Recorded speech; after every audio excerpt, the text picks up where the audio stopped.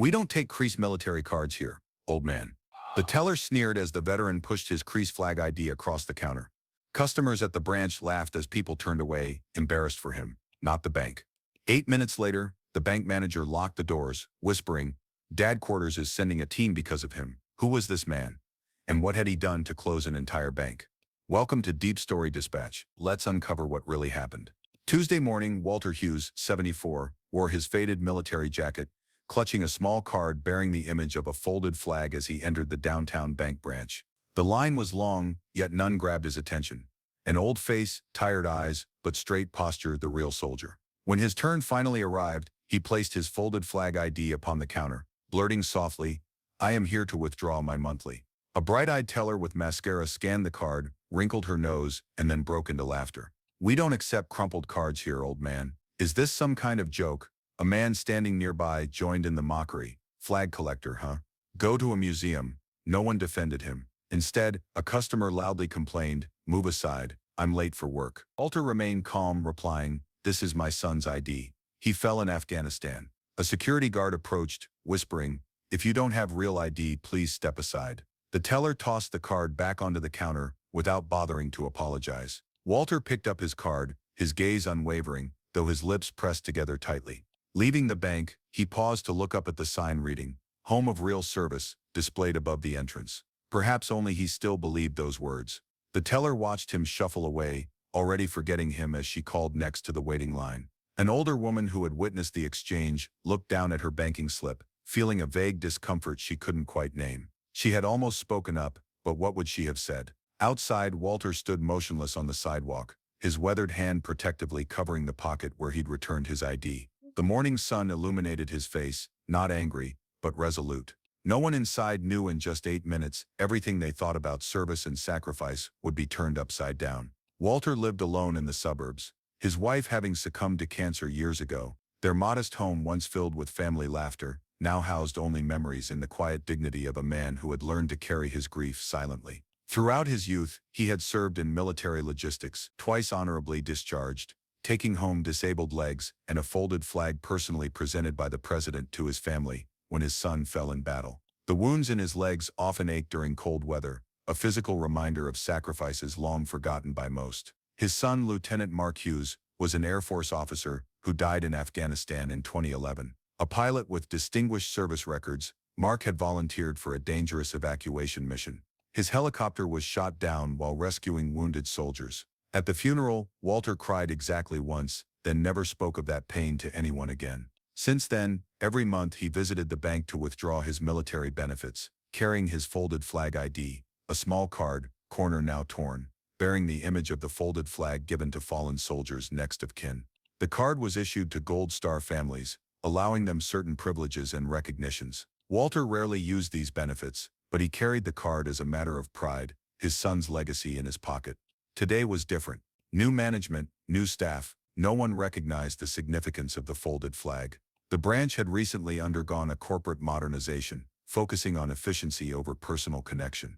The employees were younger, trained to process transactions quickly, rather than build relationships. Once the former manager, Jim Collins, would always greet Walter, shake his hand and ask, "Anything you need, sir? We're honored to serve you today." But since Jim transferred away 6 months ago, everything became impersonal. Cold glances, dismissive remarks, a sense that Walter was just another transaction to process, not a man carrying both visible and invisible wounds of service. The video of the old man with the folded flag card being mocked was unexpectedly captured by a customer who posted it on social media with the caption, "What happened to our respect? This is how we treat families who gave everything." Just 7 minutes later, hundreds of shares became thousands. Veterans groups around the nation started tagging the bank's official accounts, calling for responses. The clips circulated through military community forums like wildfire. The local veterans group recognized Walter right away. He'd attended their quiet memorial services religiously for years, but never said much. They sent the clip to the city council, the state governor's office, and Department of Defense. A few retired generals shared the post, adding their own denunciations. A Marine senator called the bank's corporate office directly. The bank's headquarters, upon receiving the video, along with a deluge of protest emails, immediately called the branch. Immediate personnel review of all, locked up the branch. "We're sending a team in 8 minutes." At home, Walter sat in his simple living room. Photos adorned the mantel, his son in uniform standing tall beside his plane. Walter's own service photos decades ago, his late wife smiling on their last anniversary before cancer took her. He set the folded flag ID beside a real folded flag in a triangular case, the one given at Mark's funeral. Beside it stood Mark's medals, including a Purple Heart and Silver Star awarded posthumously. Walter didn't crave accolades or special privileges. He just wanted what his son died defending. Respect for basic human dignity. Those 8 minutes were an eternity. And a reckoning was about to start. Exactly 8 minutes after Walter departed, 2 black SUVs with military emblems drove directly in front of the bank.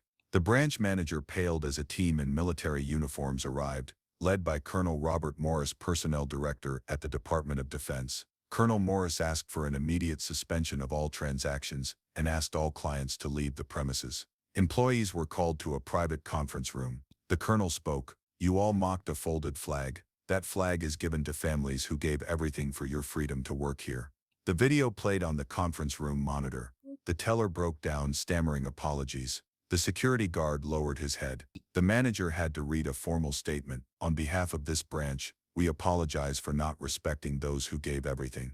Colonel Morris wasn't upset, just quietly disappointed as he posted a notice on the front door. "This branch is closed for personnel review. All employees will receive veteran service training before opening again." Outside, people stopped in curiosity.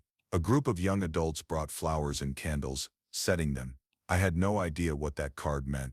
I swear it'll never happen again." Walter merely smiled, placing his folded flag ID on the table. "You don't have to be a soldier to show respect, you just have to remember." That night, thousands retold the story. Bank chuckled at his folded flag ID. The #number sign "Never Forget" engulfed social media platforms. Colonel Morris faced news cameras outside the bank. "What happened here today is a fundamental misinterpretation of sacrifice. That folded flag is a family that will never be complete again." Inside the closed branch, the teller alone in the break room read through hundreds of comments directed at her. One said, "My brother died so you could have the freedom to make fun of his memory." The bank's regional director arrived by nightfall, convening an emergency staff meeting. "This isn't about public relations," he said. "This is about who we are as Americans. We forgot something elementary." Meanwhile, Walter's telephone started ringing. Neighbors, local news, veterans groups. Not one of those did he answer. When a reporter knocked at his door, Walter politely declined to comment, said only, "That is not about me, it is about remembering what matters." The next morning, people gathered outside the modest home of Walter. Not protesters, but supporters. Families of fallen soldiers, veterans, ordinary citizens. They stood silently, all of them clutching small American flags. As Walter walked onto his porch, the group parted. A young serviceman in uniform, a comrade of his son's unit, moved up with extended hand. "Sir, we never forgot, and now neither will they." Walter's eyes missed it by a fraction, as he extended his hand to shake the young man's. By noon, the bank's headquarters issued a formal statement announcing a new company-wide policy regarding military families and veterans. The branch would remain closed for a week, while all staff underwent comprehensive training.